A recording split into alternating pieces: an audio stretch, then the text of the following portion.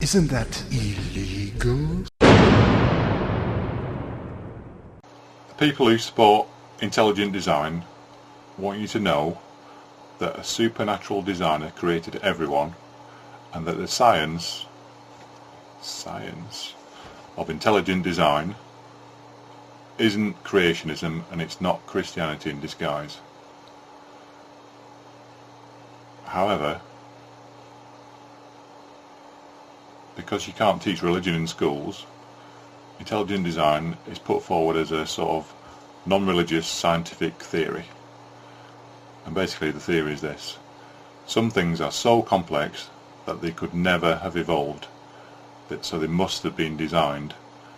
And so if some things are designed by a supernatural being, everything else in the natural world must have been designed too. In fact, the whole universe was supposedly designed. And to my mind there's a problem with that, and the problem is this: if it's so obvious that a designer made the universe, isn't it also obvious that there must have been more than one designer? And in fact, surely there must have been a whole team of designers, thousands or millions, all working in their individual little departments. Because you don't just have designers, you need manufacturers too. I'm going to give you some of the examples that intelligent designers give. They'll say to you, if you found a computer in a forest, you would know that that computer didn't just spring up, it had to have been designed. And that's fair enough, obviously that's right. But you'd also know that hundreds of people had developed that design over a period of many years. There is no way you would ever believe that one person had designed and built that computer. It's just too complex for one person to build. So what about another example that intelligent design people like to give? A watch. It's a complex thing. Let's assume we're talking about watches, but let's assume we're talking about watches in the days when one person could actually make a watch. So, you know, we're exploring the one designer theory here.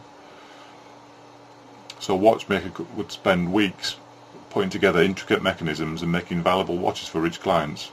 So in theory, one watch could be made by one person. But he didn't do it all himself. Watchmakers don't make all the watch parts themselves. And going back even further, he didn't dig up the copper and zinc and melt it down and make it into brass for the watch parts. He didn't mine the gold and silver for the case. He didn't dig up diamonds and cut them and decorate the watch.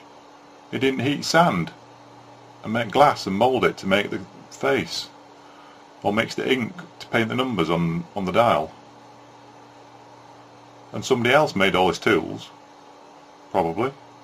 His tweezers, his magnifying glass, everything in his toolkit that he'd used to make the watch.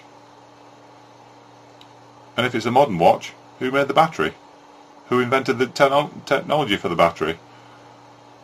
And who raised the cow and killed it to get leather for the strap? Watches and computers, they're complex objects, and they need teams of people to create them. But according to intelligent design, some things are so complex that they must have been designed. And if that's the case, why would anybody assume that anything which is even more complex, like a plant or an animal, wouldn't need a huge team of designers and manufacturers to build it? How could you even think that there could be only one designer?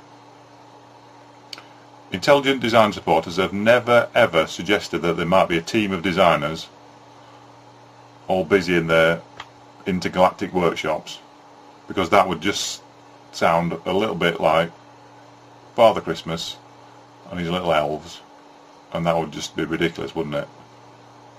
But is it any more ridiculous to think that there's an intelligent designer up there?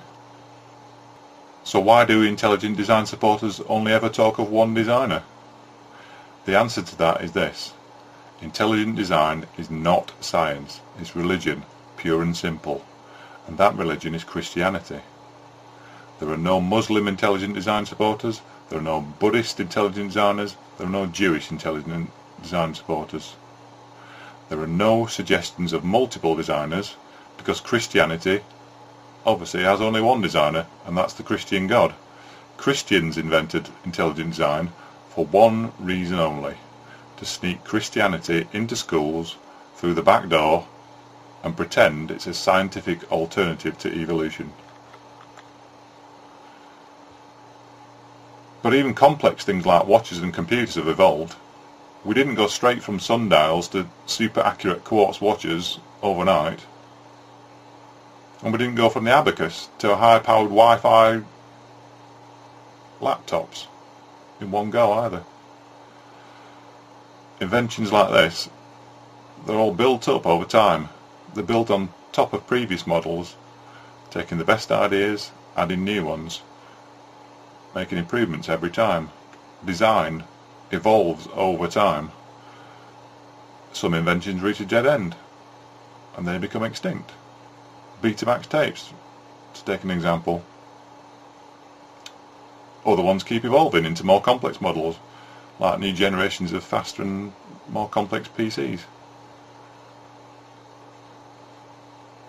Like the Neanderthals and Homo sapiens, now we've got Windows PCs and Apple Macs. Two separate species, if you like, that have evolved from the same common ancestor, primitive computers.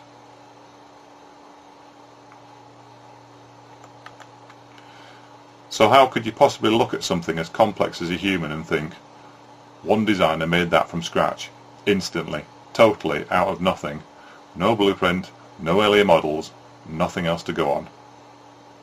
Isn't it more logical to think that life evolved, slowly, over hundreds of millions of years, using natural selection, which is a process of gradual change?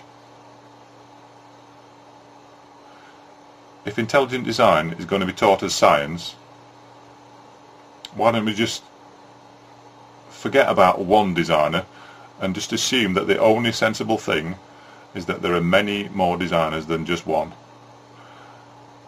But obviously that's not going to happen, because don't forget, it's Christian creationism we're talking about here. It's not intelligent design.